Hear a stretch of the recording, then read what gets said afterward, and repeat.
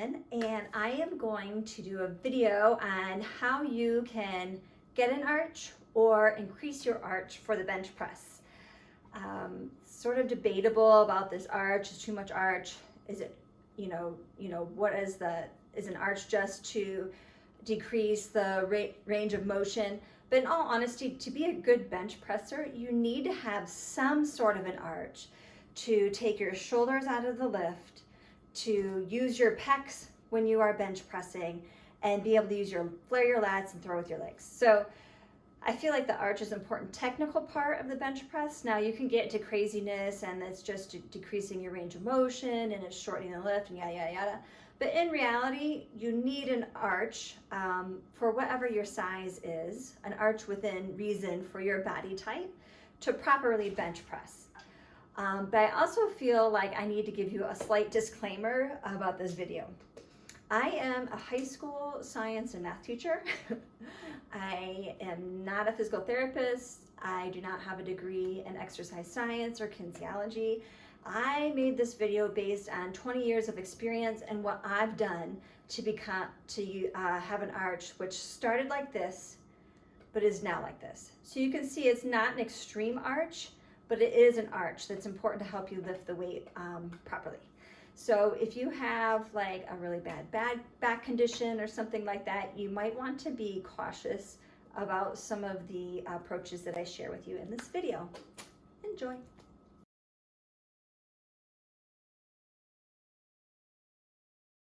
Okay, so getting an arch is not always an easy thing. I myself am not a very bendy person, so it's something I've had to work at for a long time. So what we've done is we've put to use my husband's vast collection of footballs to help us increase our arch and our flexibility in our back. So if you look over here, we've got multiple footballs. This one is the one I use. It's the toughest one. It's the one that's filled up the most. Then we have various levels of squish. This one's fairly squishy. This one is even squishier. And then we have this one, which is kind of in between. So you can kind of work your way up to, you can let the air out of the football so that it's not so compact and a little bit softer. And then as your arch gets better, you can add more air and make it more firm and larger, so you can increase your arch. If you like to use a foam roller, which is fine, you can start with using this, but then as you're able to easily arch over this, you might want to add a roll of a towel or something else to gradually increase its width. So what I do, and I do this every single day, this is our gym, we have to walk in through here to get to our garage. So every time I walk through the gym, I make sure to lay over my football. So I get down on my bench, I put my football in my lower back, okay, and then I squeeze my shoulders and make sure that my shoulder blades touch, but my butt is not quite on the bench. First thing is to make sure your shoulders touch. So once my shoulders are touching, I try to just sort of relax my back and just sort of form over the football. So I'll lay here for like maybe 10 seconds. And so then I'll just do whatever, and then I'll come back and I'll lay back over it again. And again, squeeze my lats together and make sure my shoulders are down. And then usually the second time I can do it, I can get my butt to actually, my back to relax over the football and my butt to touch the bench. Now, if you're at home and you don't have a bench to lay over, you could easily just do it on the floor. I do this when I'm in a hotel room, like a couple days before a competition. I'll just lay down on the floor. I'll put this in my lower back. I'll make sure that my shoulders are touching and my lats are squeezed together. And then I just try to relax my lower back over the football and eventually kind of feel it kind of take shape. And so I'll do this a few times. So that's just on days that I'm not lifting bench press. So I just, whenever I walk by the bench, when I'm going through, I'll lay over a football on non-workout days. On workout days, I actually lay over this football during all my warm-ups. So on my first warm-up, I'll put it again under my lower back. I'll squeeze my shoulder blades together. It's fine if your butt doesn't touch the bench. And then I'll do all my reps with the football underneath my back. So I generally do 4 warm-ups. I usually just start with the bar for 10 to 12. Then I'll do 95 for about 10, 135 for 8, and 185 for 5. And I do all that over the football. By the time I get to the 4th warm-up, my shoulders and my butt are on the bench. So then when I'm lifting, I can get a big arch, well, a big arch for me anyways. So now I've completed my warm-ups, I've done my stretches over the football, so now I'm ready to start sets. So now my back is limper, it's ready to go, and I can get myself into a good bench setup where I'm using my arch and it's putting my chest in a more powerful position. So to get set up, I'll lay back, put my feet up on the bench. I use the extensions to kind of help me push. I try to make sure my eyes are right underneath the bar. So I get up and I'm squeezing my shoulder blades together right here. And then when I'm putting my feet down, I'm making sure I'm putting them down so that it's pretty tough to get them flat and my butt on the bench. So that's gonna keep my arch. So my feet are close enough that it keeps the arch and my shoulders are down, my chest is up. So when I bench, right here, I can squeeze my lats and throw with my legs.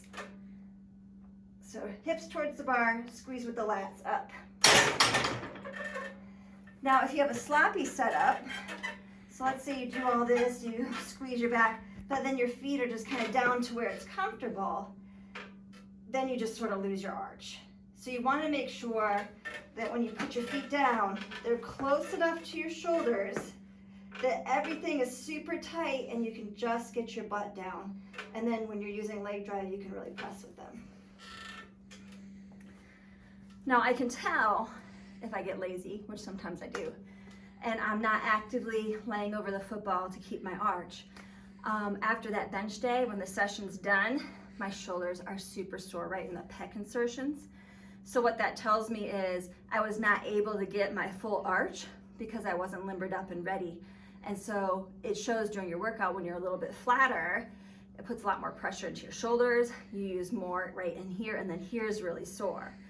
When you're finished, and if you have a proper bench or a proper arch for your body type, and you squeeze your lats and you use your legs, you should be sore just in your chest, right where you squeeze your lats together in the center of your back, the sides of your glutes for leg drive, and maybe a little bit of tricep for the push out. And then you know you have the optimum arch for your body type.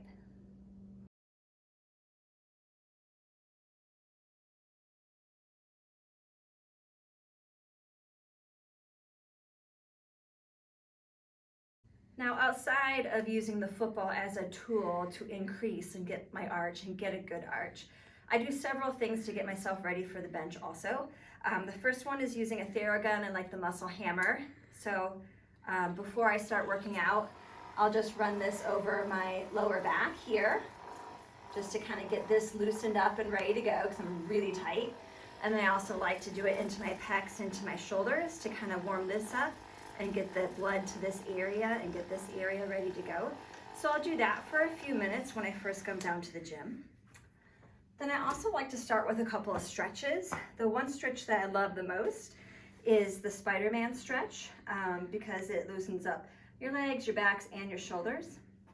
So to do the Spider-Man stretch, you want your front leg at a 90-degree angle, both hands on one side, and this back leg needs to be flat. And then I like to kind of push my hip forward. So this is loosening up my hips, kind of loosening up my glutes. I just sit here for a second. And then you're gonna take your hand and raise it towards the ceiling the best you can. I have not great flexibility. That's as far as I can go. But when I stretch like this, I can feel it into my glutes, across my shoulders, and my lower back. So I'll do that, and then you go into a plank position, and then pull up your other leg. And again, I like to sit here for a minute, let everything kind of stretch out, keeping that back leg straight. And then again, reach up for the ceiling. Again, my range of motion's not wonderful, but this does work for me. And then I'll go through and I'll do that maybe 3 to 5 times. And then I also, because the back and upper back and lower back need to be loose, I kind of like to do one of these. This really gets your back pretty good. Just want your foot at the knee level, and just kind of switch. It really gets you across the top back, which is really nice. You just do it for like 5 or 6 seconds. I do it for as much as I think I need it. And then you are going to use your shoulders some. So I like to do just some small stretches. Keep your arm at like a V, and then just like to lean out. It's important not to do this too hard because you can overstrain this area. So you want to just do it so that you're just feeling just a little bit of a stretch right through here. And then I go back and do this arm. And then I also like to reach up high, and I just barely lean in until I just feel a nice stretch across my shoulders. And I switch, and I'll do that a few times. Then I take some really light weights, like the 1 1/4, and I'll just do some arm rotations around like this. Again, my range of motion's not wonderful, but this is actually warming up my shoulders. So I'll just do this a few times, do a couple sets of this. I usually do this kind of right before warm-ups, and I kind of mix it in between. And then the last thing I like to do is some twists. So I like to use easy curl bar. It's got a little weight to it, but if you don't have one of those, you could easily just do like a PVC pipe. So I climb up on the glute ham raise. I put this across my back, my top shoulder area. I put my hands out as far as I can get them, and then I twist as far as I can in each direction, like this. And then to get some of the abs, I'll lean back a little bit, like this. And so I usually do this between 60 and 70 reps, counting each side a rep. But if you don't have that, you can easily you just want to do somewhere where you're stable, where your hips aren't turning. So you could easily just do this on a bench, like this, and you can even lean back a little bit if you want to work the abs. But again, this really gets everything all stretched out. So by the time I do all those things, a half hour's gone by and I'm ready to bench.